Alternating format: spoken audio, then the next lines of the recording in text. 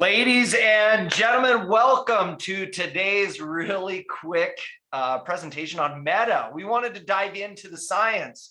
Before you get to London, there was a lot of reasons for this, but primarily this past week, I had an opportunity to sit down to our science team here at Nu Skin and go over really what this product does. And I have to be the first to admit, I was completely wrong. This product is amazing.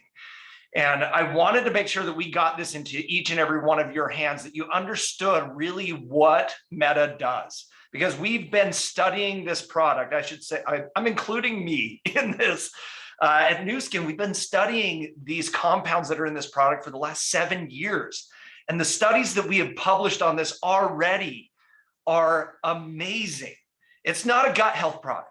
What it does is far, far greater than that. So I need each and every one of you to see this. I need your brains on it. I need you to see what it does to our bodies before we go to London, so I can start getting your brains churning on this product. Because at the very end of today's presentation, after we go through all of this, I have a special request for each and every one of you. But so stay tuned at the very end. I've got something that I need your help with. But before we get there, I wanted to introduce our presenter today, a member of our team here, our science team here at Nu Skin. He's been with us for a number of years. And from you guys, I hear that he is the most amazing at taking the complicated science and explaining it in a way that is so digestible for each and every one of you. So without further ado, please put your virtual hands together and give a big round of applause for Tanner Gibb. Hello, everybody. And he dances. I love that comment. Just a little arm dance here on the side. Anyway, happy to be here today and talking about the science of anthocyanins. Let me share my screen to get us going here so we don't waste any time. Perfect. So we're going to jump in and talk about the science of anthocyanins and metabolic health. So first of all, what is metabolic health? It is so much more than just the conversion of food to energy. You often think of that, right? You think of metabolism, and it's all about how my body is converting proteins and carbs and fats into energy in the body. Well, it is partly due to that, but it's also about how it's used and stored in the body, the waste products, and in result of that process as well. In fact, it's thousands and thousands of chemical reactions inside of the body that we call our body's biochemistry. It's this network of compounds that are working together, that are passing compounds from one to the next, and they impact these key indicators, things like blood sugar, insulin sensitivity, blood pressure, and blood lipids, including cholesterol and triglycerides.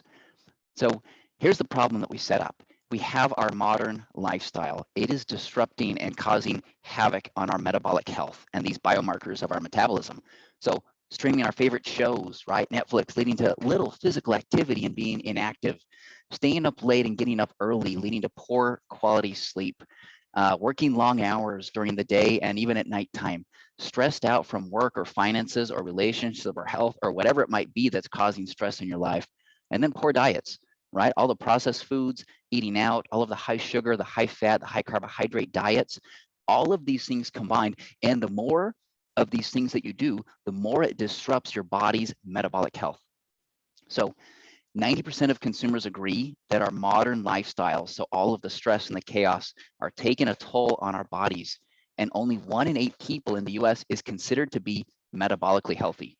Think about that for a second. 1 in 8. That means 7 in 8 do not have optimal metabolic health in the body. So this is a bad trend and we're heading in the wrong direction. However, even if you're skinny, a lot of people with healthy weights, they think, oh, I'm good and I have good metabolic health. Well, think again, right? In this same study, it showed that 2/3 of people with normal weight still did not have optimal metabolic health. And that's looking at those parameters there on the right. You can see blood sugar, triglycerides, which are blood fats, HDL cholesterol, blood pressure, and waist circumference. In addition to age, a lot of us young bucks think, oh, well, I'm young and so I'm good. Well, if you're young, you have good metabolic health, right? Well, not necessarily. 77% of you between 20 and 39 do not have optimal metabolic health. And the same can be said about 91% of those 40 to 59 and 98% of those 60 and above. looking at those parameters there on the right. So even if you're skinny and healthy weight, or even if you're young, there still could be stuff going on the inside of your body or the inside health parameters related to our metabolic health.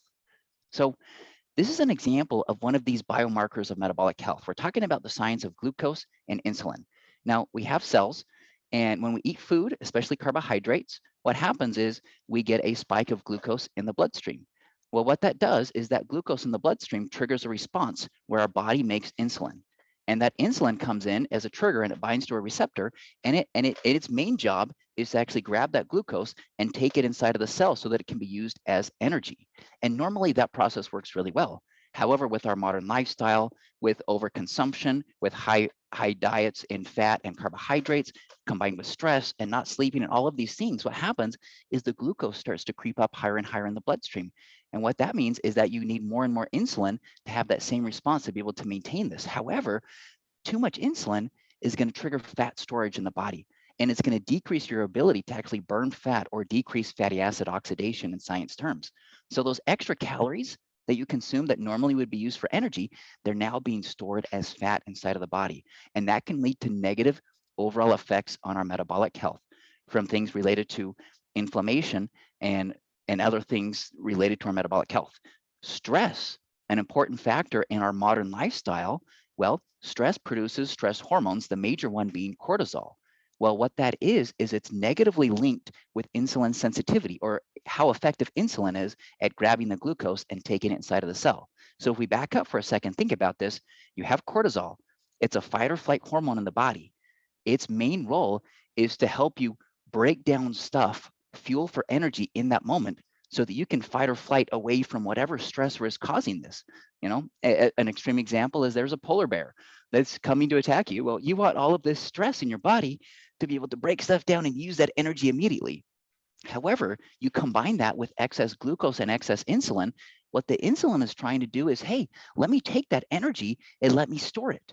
So you have this storage effect and this energy effect that is this constant battle inside of the body when you combine the stress with high glucose and insulin that can lead to changes in how effective insulin is in the body and lead to negative overall effects on our metabolic health. So when we talk about good metabolic health, it really has a protective effect. And you can see here in this graph, we have a normal glucose curve, but you compare that to abnormal, the glucose is going to spike a lot higher, and it's going to take a lot longer to actually return to normal. And this is why good metabolic health equals greater metabolic flexibility. And what we mean by that is your body is actually more resilient to your modern lifestyle when you have good metabolic health. And so what you can see there on the left, metabolic health isn't only impacted by what we eat and our physical activity, it also impacts how our body responds to these lifestyle factors. So if you start at a certain level with your metabolic health, you can respond a lot better if you're healthy to begin with, right? But if you're unhealthy to begin with and you have the higher glucose and the higher insulin response, your body's going to respond differently, even to the exact same foods or the exact same physical activity. That's why you can have two separate people that eat the same thing and their body's going to respond very differently, which is why good metabolic health has that resilient protective effect inside of the body. Moving on, let's talk about metabolic health as a spectrum, okay? When you look at the science and you look at the studies and you look at people, we're all different. We all need a different approach, and we're all on some aspect of this scale or the spectrum, right? Maybe you're a little bit toward the healthier side. Maybe you're a little bit more closer to the unhealthy or poor lifestyle choices, right? Maybe you're more sedentary, or you have a high fat diet or a poor diet or high carbohydrate and high sugar and processed diet. Maybe you're not getting good quality sleep. Maybe you're not eating a lot of fruits and vegetables, or you're stressed out all the time or smoking. Maybe it's one of them, maybe it's all of them. Well, hopefully we can move the needle and try to improve our diets and our lifestyles and our exercise, eat more fruits and vegetables, get better sleep, right? The more of these good things that we do, the better off our overall metabolic health will be. But we understand, look, nobody's perfect. You look at the data, 1 in 8 of us has good metabolic health, meaning 7 in 8 do not have good optimal metabolic health in the body. We need to be making changes. We need to be making those changes right now, and we need good solutions to actually improve our metabolic health.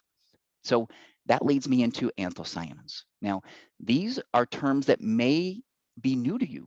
Anthocyanins are a new important class of antioxidants that we don't get a lot from diet alone. And there's different types of anthocyanins that we get from diet. You have a lot of the red ones from cranberries and strawberries and pomegranate.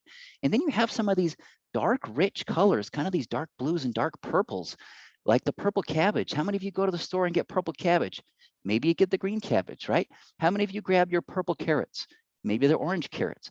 These dark, rich purple colors is what give these dark, rich purple foods their color and their pigments and their vibrancy, in addition to a lot of their metabolic health benefits that they can provide inside of the body. I already mentioned this, but the average daily intake of anthocyanins is very low.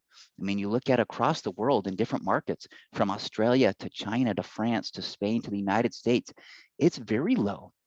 I mean, you're talking about, 10 milligrams, 15, 20 milligrams on average in some of these markets around the globe.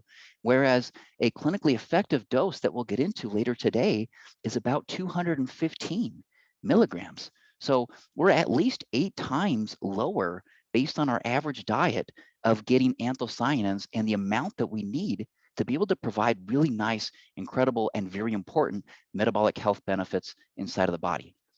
So when we talk about anthocyanins, there are some specific mechanisms where we dive into a little bit deeper of the science in these different tissues, because anthocyanins, they can be absorbed and they can get into the bloodstream and impact systemically many tissues inside of the body. And these are just some of the core examples.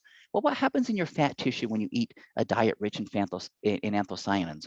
What happens is fatty acid oxidation increases, which means that fat tissue is actually being broken down to be able to break down some of those bigger fats into smaller pieces that can be used as energy inside of the body. And increased insulin sensitivity as well.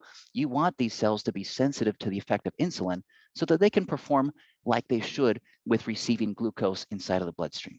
What about your muscle tissue? Think about your muscle. It's a very dynamic, very active tissue, and you want that glucose and carb metabolism to be increased in that tissue to be able to support those energy demands that your muscle has with walking, jogging, running, swimming, whatever kind of physical activity that you do. What about your pancreas? Inside of your pancreas, you have beta cells. And beta cells are the cells that actually produce insulin. So you want these cells to function well. And the anthocyanins, they can shift toward a healthier metabolic state in improving beta cell function inside of the body. And then blood lipids as well, right? When we talk about blood lipids, we're talking about things like cholesterol and triglycerides, and you actually see a decrease of the buildup of blood lipids in the pancreas as a result of an anthocyanin-rich diet. Last but not least is the liver. Everybody knows the liver is a very important tissue or organ in the body, if you will, and its main function is kind of a detoxification organ in the body where we're exposed to different toxins and different things like that. Well, what do anthocyanins do is they actually help to decrease the fat that can accumulate inside of the liver, and they can also decrease oxidative stress, showing their antioxidant benefits, okay? So the major point here is that in different tissues throughout the body, these anthocyanins can shift your body towards a healthier metabolic state. Now we're going to take this to the next level, and I'm going to show you in a bigger scale in these same tissues, right? Talking about the liver, the fat, the muscle, and the pancreas, you can see right next to that, there's a lot of different metabolic pathways and biological effects. A lot of these are related to fatty acid metabolism, to insulin sensitivity, to glucose uptake, and some other more complex mechanisms that also impact things like, inflammation and oxidative risk and antioxidant support as well. You can see that anthocyanins, they're moving the needle in a certain direction in all of these different pathways. Now, what is fascinating about this research is that, well, let's take anthocyanins. We know that they're good for us. We know that they're healthy. We know that they can improve our body's biochemistry or metabolic health. How does this compare to a healthy metabolic choice? In other words, you can see at the bottom with the asterisk, exercise. A lot of us know exercise is super good for us. It's good for our metabolism. It's good for our glucose, for our insulin, for our blood fats, for inflammation, for a lot of these factors that we talk about as biomarkers of our body's overall metabolism. Look at how similar anthocyanins move the needle in the same way as a metabolically healthy choice. Now, this is something that we discovered after the fact, after doing the research on anthocyanins and going to the third-party literature to see how exercise also impacts these same biomarkers or metabolic effects. It's really, really incredible.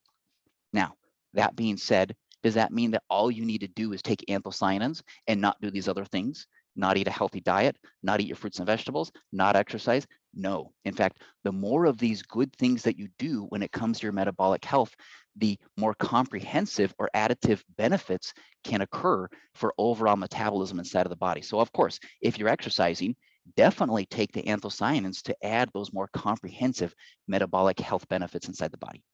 Okay, now this is where we geek out a little bit and get into some of the studies that really led to this big breakthrough. So we're going to talk about finding the right type of anthocyanins, because not every type is created the same or has the same effect on your body's metabolism. Protecting the GI tract, modulating inflammation and metabolic signals, longer term effects on your body's metabolism, and then immediate short term on 1 day's effect of metabolic health. Okay, first of all, there was some testing that was done, and this is the genesis of some of the science behind anthocyanins that we've been working on. You can see that we screened many different compounds. However, after the screening process, what we discovered is that the ones that were the best for your metabolic health were rich in cyanidin and delphinidin. Now, blackcurrant, bilberry, and black rice are all rich in the combination, right, in the right ratios of the cyanidin and delphinidin to be able to support these metabolic health benefits inside the body. And you can see black currant. I mean, they call it black currant because it almost looks so black because it's really rich in these very dark, vibrant purple colored anthocyanins. Same thing for the bilberry. It has a little bit more of a bluish purple color. And then the black rice, it's almost black because of how rich these dark purple compounds make the color of the black rice. So that being said, this is kind of the science details here where you can see, based on this screening process, you can see this is a chart looking at TEER. This is a measure of the permeability of the cell, and we're looking at your intestinal cells. Now, if we back up for a second here, permeability is a term that means how much stuff is leaking through your cell, okay? And your intestinal cells, you have one layer of intestinal cells inside the body. They are selectively permeable. And that means that they allow some stuff in and some stuff out. However, when these intestinal cells are exposed to inflammation, and in this model, you can see what inflammation does is it increases the permeability or the leakiness of those cells. Now you can see here in this chart, the white is the control. The control group didn't have any inflammation. The black bar, that is the group that received inflammation, right? Or that is the in vitro test that had inflammation. You compare that to cyanidin and delphinidin, they're highlighted in purple for a reason. These are the ones that were the most protective against the negative effects of inflammation causing the cells to be more permeable. However, you compare that to the malvidin, the pituitidin, the peonidin, they didn't have those same effects. And so this is why not all anthocyanins are created equal. And we discovered a unique discovery here that it's really these two subclasses that were very effective in this regard. Using that science, we then did a preclinical study on the effects on overall GI health. Now, this is a 14-week study. We measure changes in intestinal permeability, again, to replicate the earlier findings, and gut bacteria, so looking at the microbiome.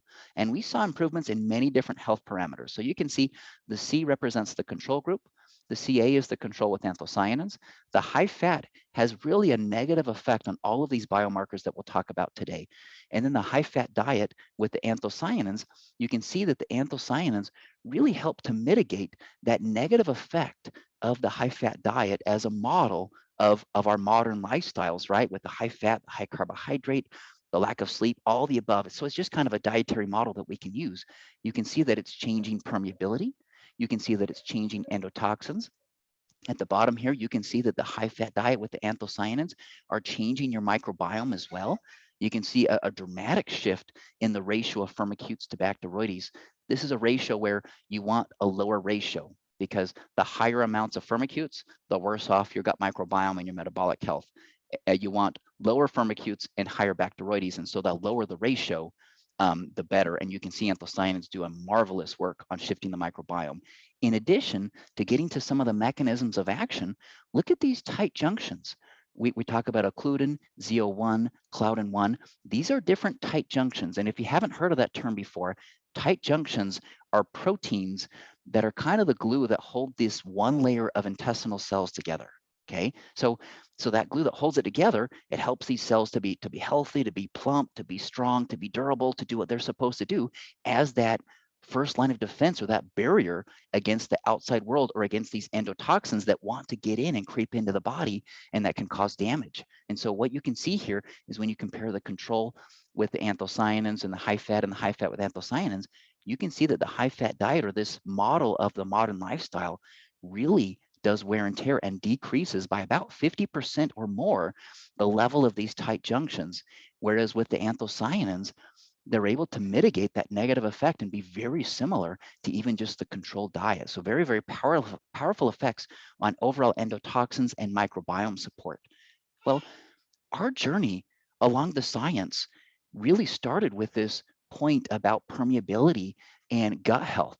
However, these findings on gut health and tight junctions and microbiome really led us to discover, well, what is the effect of changing your microbes and improving tight junctions? What does this actually do for us? And the end result is remarkable. So this is a 14-week study where we measure changes in glucose and insulin metabolism and liver health that I'll show you at the bottom here. You can see the GTT. So this is a glucose curve where you can see where glucose is provided. You can see how the body responds. And once again, the anthocyanins do a great job of mitigating the negative effect of our modern lifestyle. The same can be said for the insulin test, looking at how glucose responds with the insulin to be able to do its job effectively. What about at the bottom here? We look at liver health as an example of one of these tissues, whereas before, if you recall, what we know that anthocyanins do is that they can actually help to lessen the buildup of fat inside of the liver. And you can see that crystal clear here where you compare the control to the high fat diet. You can see a lot of those white bubbles. That's the fat or the triglycerides that are building up inside of the liver that we don't want to see. And then the high fat diet with the anthocyanins, you can see that these anthocyanins are really helping to improve overall liver health by helping to mitigate that negative effect of the high fat diet on the buildup of fat inside of the tissue. And let me be clear, we do not want that fat building up inside of the tissues, right? That's linked with visceral fat or that fat that builds up in tissues around organs. And that's something that we don't want to see for overall metabolic health. So this is where we transition to more of this discovery process where we learned about the gut and we said, you know what, we can heal and improve the gut. That can have nice effects on our overall metabolism. Well, what happens when we give 46 healthy obese individuals and in an 8-week open label study, they took an anthocyanin prebiotic blend and we measured changes in the gut bacteria or the microbiome and blood sugar regulation. And you can see at baseline, there is a high amount of firmicutes. In fact, this is higher than your average population because this is an obese group. Now, these are healthy obese individuals, but that obesity tends to shift the microbes to where you're producing a lot of the firmicutes and less of the Bacteroides. However, at the end of the study, and this is just 8 weeks of time, you can see that there is a nice shift in the microbes. You can see that there's less firmicutes, there's higher amounts of Bacteroides. So that's a good positive change in the microbiome. In addition, in this group, even with healthy blood sugar to begin, you can see the HbA1c. This is a marker of what we call glycated hemoglobin. Now, hemoglobin is a protein in your red blood cells that helps to carry oxygen to the rest of the cells in the body. So it's very important. However, hemoglobin as a protein, what it does is it can actually bind to glucose in the bloodstream.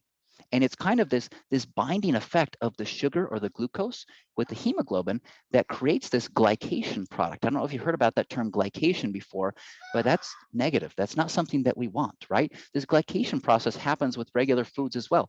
When you put a piece of bread inside of your toaster and it comes out as toast, well, what changed? Well, the sugar in the bread actually bound to some of the protein that's found in the bread, and it causes that browning effect. And we don't want that browning effect inside of the body because that can be linked to negative effects on overall circulation or blood pressure or vessel integrity and other factors related to overall health and our metabolism. Even at a beginning starting point of healthy blood glucose, long-term blood glucose, I should mention, you can see a significant shift or improvement in long-term blood glucose control. So this is what's happening is we're seeing changes in the gut microbiome that are resulting in overall better metabolism. Well, what about in the short term? So this is a study that we conducted, And it was a double-blind placebo-controlled study with 25 healthy individuals. They were 19 to 35 years of age. And we measured the metabolic effects of a high-fat and high carbohydrate or sugar meal. So it's about 1,000 calories. It's just slightly over 1,000 calories with a placebo or anthocyanins during the 5 hours after the meal. And this is a crossover study. So that means that every subject took either the anthocyanin and then they took the placebo, or they started with the placebo and then they took the anthocyanin. So this crossover study means that we're looking at the same individuals to see their different response to this yummy, appetizing meal, right? You can see that croissant sandwich with cheese and sausage and egg, all of that goodness inside your body all at once, right? Probably not the healthiest choice. However, there are previous studies that do suggest that a high calorie meal rich in fat and carbohydrates and sugar can induce immediate changes on your body's metabolism. And so this was a model, and we studied the effects of anthocyanins, and these are the results. And this is what I love. This is one day. We're looking at 5 hours after taking this meal. Look at how it reduces your endotoxins. Look at how it reduces your glucose area under the curve, a significant change within 5 hours of just one meal. Look at the change on TNF alpha, right? This is a marker of inflammation. You can see a significant change in the anthocyanin group, a significant reduction in that inflammatory response from this high meal. And then triglycerides. You can also see a reduction in the triglycerides, which are blood fats that can build up from high fat and high carbohydrates. And so even immediately, this is the point I want you to remember, there are significant changes in your body's metabolism to be able to fight this negative effect of your modern lifestyle. So immediately it starts to work. But for best results, long-term intake of these anthocyanins are going to provide even better results and more sustaining results on your body's overall biochemistry. Okay, if we sum all of that research up, I know that was kind of a lot of studies and a lot of science there, but it's important to get a glimpse of what this is all about, and it may take several times for it to all soak in. However, just summing this up, we discovered the right subclass and dose of anthocyanins. Both of those things are very key, because when you look at the literature of anthocyanins, they're very powerful compounds. They're very important, but we're not getting a lot from our diet. That being said, you need to get the right dose, and you need to get the right subclasses. Not all anthocyanins are created equal. I talked about some of the red ones and some of the blues and some of the purples.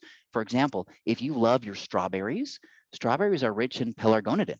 That's actually their main subclass or type of anthocyanin.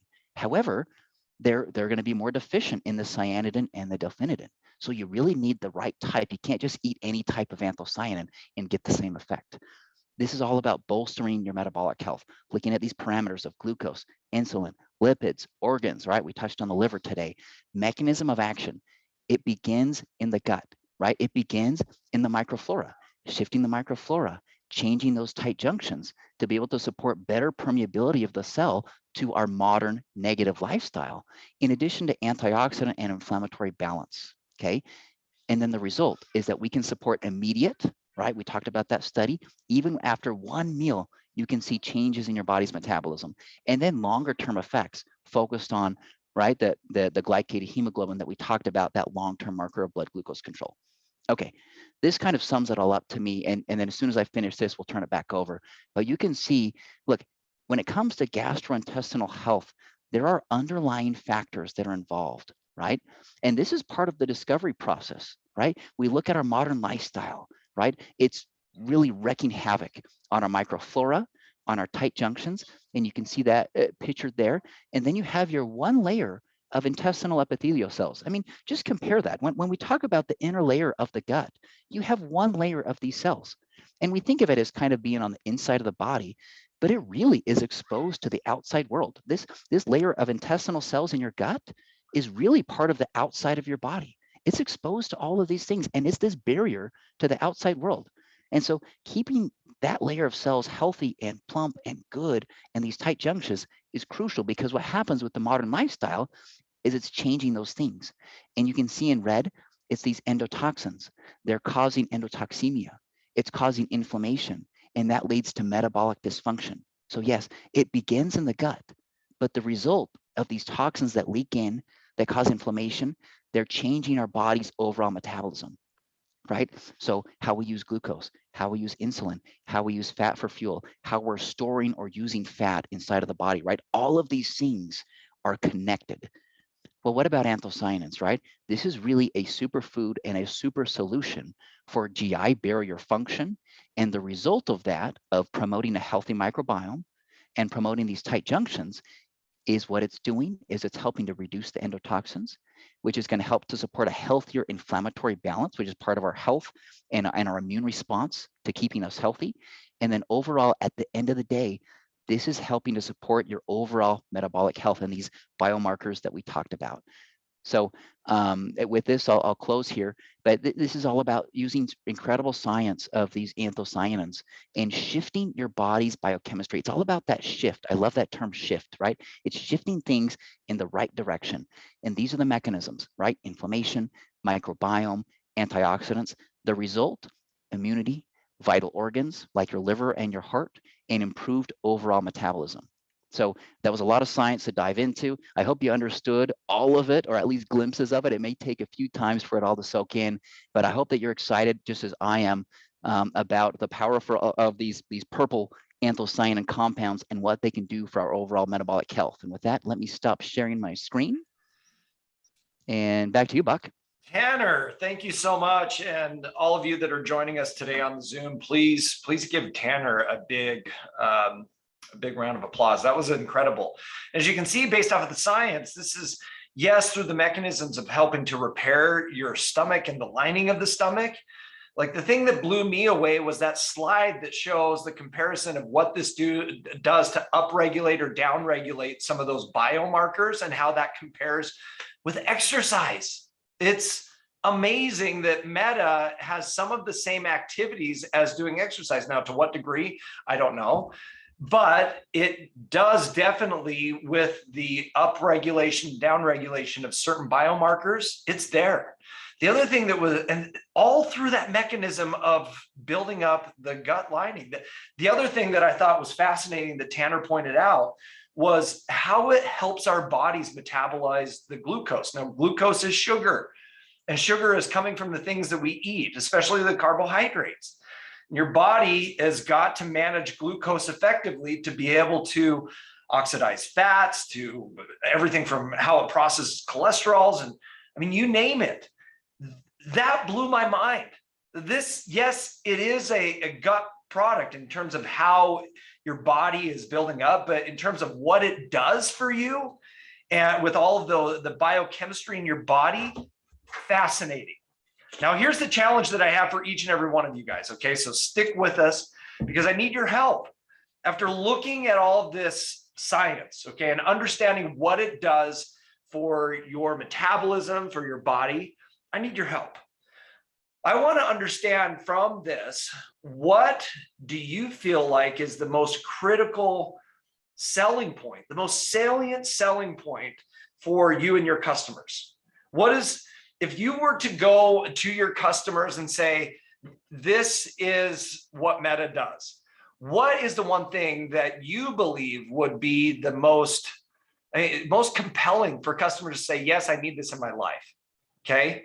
That's what I want to hear from you on. And many of you team elites have been using Meta now for a little while. Yes, it's going to help you in the restroom, but more importantly, it's going to help you with all of the biochemistry that is impacted by our modern living. So that's what I need your help with. You and your marketing brains, your creativity. This is the challenge. Go think on this. Think about what are the ways that you can best market this to your customers, to your teams, so they understand the science and they understand this is the most critical piece of what this product does. Now, I have to give a huge shout out to Carla Hill. Carla's the other day, and I think she put it there in the chat. She was thinking on this product herself, and she said, sent me the hashtag Meta Difference for me, which I absolutely love, and shortened it was Meta Difference. Like, yes, this product, it makes a difference, right? And those are beautiful hashtags that kind of leave that open for interpretation. But I want to understand from your perspective, what is it? What is it? How are you going to do this? And once we understand what are the most salient points for you, for your teams, if your team is largely women 25 to 45, what do you think is going to be most compelling for them?